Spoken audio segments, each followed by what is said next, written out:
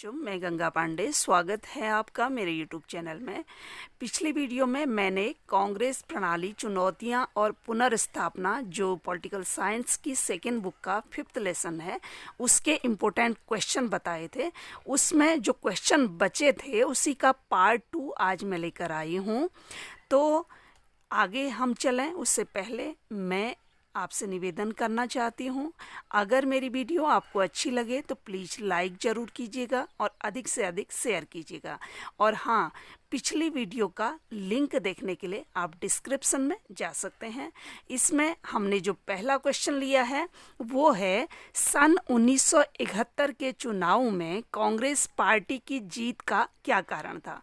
तो पिछली कई वीडियो में हमने पढ़ा था कि 1967 के चुनाव के बाद कांग्रेस पार्टी बुरे दौर से गुजर रही थी, लेकिन 1971 के चुनाव में कांग्रेस पार्टी फिर से क्या हो गई थी, पुनर्स्थापित हो गई थी।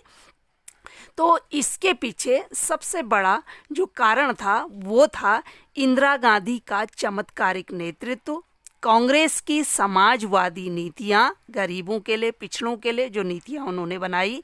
अगला था गरीबी हटाओ का नारा। विपक्ष के पास कोई मुद्दा 1971 के चुनाव में नहीं था। तो इन सब कारणों की वजह से कांग्रेस पार्टी फिर से क्या हो गई थी, पुनर्स्थापित हो गई थी। अगला क्वेश्चन है ग्रैंड अलायंस से क्या आशय है। तो सन 1971 के 5वें आम चुनाव में सभी बड़ी जो भी गैर साम्यवादी और गैर कांग्रेसी विपक्षी पार्टियों ने क्या किया, एक चुनावी गठबंधन बना लिया था। इसे ही ग्रैंड अलायंस कहा जाता है, क्योंकि जितनी भी विपक्षी पार्टियां थी उनको ये लग रहा था कि कांग्रेस पार्टी सत्ता में इसलिए है क्योंकि हम क्या हैं, बटे हुए हैं, हमारी वोटें जो हैं बटी हुई हैं। अगर हम सब एक हो जाएं तो कांग्रेस पार्टी को सत्ता से हटा सकते हैं। इसीलिए क्या बनाया गया था, ग्रैंड अलायंस बनाया गया था। अगला क्वेश्चन है कांग्रेस प्रणाली का पुनर्स्थापन करने का कार्य किसने किया। तो कांग्रेस पार्टी को फिर से स्टैब्लिश करने, फिर से पुनर्स्थापित करने का जो सबसे बड़ा क्रेडिट जाता है, सबसे बड़ा श्रेय जाता है, वो किसको जाता है, इंदिरा गांधी को जाता है। अगला क्वेश्चन है 10 सूत्री कार्यक्रम कब और क्यों लागू किया गया।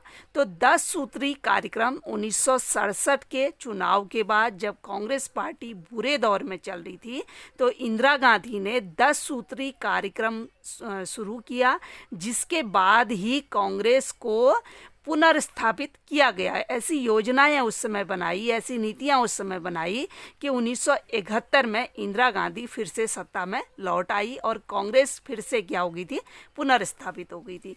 अगला क्वेश्चन है किंग मेकर किसे कहते हैं। तो जैसा कि हम जानते हैं, किंग माने राजा, मेकर माने बनाने वाला, यानी किसी नेता को प्रधानमंत्री या मुख्यमंत्री बनाने में जिसकी महत्वपूर्ण भूमिका होती है उसी को क्या कहते हैं, किंग मेकर कहते हैं। किसी नेता को प्रधानमंत्री या मुख्यमंत्री बनाने में महत्वपूर्ण भूमिका निभाने वाले नेता को ही क्या कहा जाता है, किंग मेकर कहा जाता है। अगला क्वेश्चन है जय जवान जय किसान का नारा किसने दिया। तो जय जवान जय किसान का नारा भारत के दूसरे प्रधानमंत्री लाल बहादुर शास्त्री ने दिया था। अगला क्वेश्चन है मैन काइंड एवं जन के संस्थापक कौन थे। तो मैन काइंड और जन के संस्थापक कौन थे, राम मनोहर लोहिया थे, जो कौन थे, एक समाजवादी नेता थे। अगला क्वेश्चन है गैर कांग्रेसवाद यह नाम किसने दिया। तो गैर कांग्रेसवाद जो नाम दिया वो किसने दिया था, राम मनोहर लोहिया ने दिया था। अगला क्वेश्चन है गरीबी हटाओ का मशहूर नारा किसने दिया। तो गरीबी हटाओ का मशहूर नारा इंदिरा गांधी ने दिया था। कब दिया था, 1971 में, 1971 के चुनावों के समय ये नारा दिया था। अगला क्वेश्चन है गरीबी हटाओ का नारा किसने दिया? तो इंदिरा हटाओ का नारा किसने दिया? तो इंदिरा हटाओ का नारा किसने दिया था? जो विपक्षी गठबंधन 1971 के चुनाव में जो विपक्षी गठबंधन था, उनके पास कोई निश्चित कार्यक्रम नहीं था, कोई निश्चित मुद्दा नहीं था, उनका केवल एक ही नारा था, और वो नारा क्या था? इंदिरा को हटाओ। और इंदिरा गांधी के पास जो नारा था वो था गरीबी हटाओ और 10 सूत्री कार्यक्रम, इसके अलावा बहुत सारी नीतियां थी। अगला क्वेश्चन है के कामराज कौन थे? तो के कामराज स्वतंत्रता सेनानी एवं कांग्रेस के नेता थे, और ये कांग्रेस पार्टी के अध्यक्ष भी रहे, और इन्होंने मद्रास प्रांत के मुख्यमंत्री रहते हुए स्कूली बच्चों के लिए दोपहर के भोजन देने की योजना लागू की थी। यानी एमडीएम की जो योजना थी सबसे पहले किसने शुरू की थी? के कामराज ने, जब वो क्या थे? मद्रास राज्य के क्या थे? मुख्यमंत्री थे, तो जिसको एमडीएम कहते हैं। अगला क्वेश्चन, ये क्वेश्चन पूछा भी गया है बोर्ड में।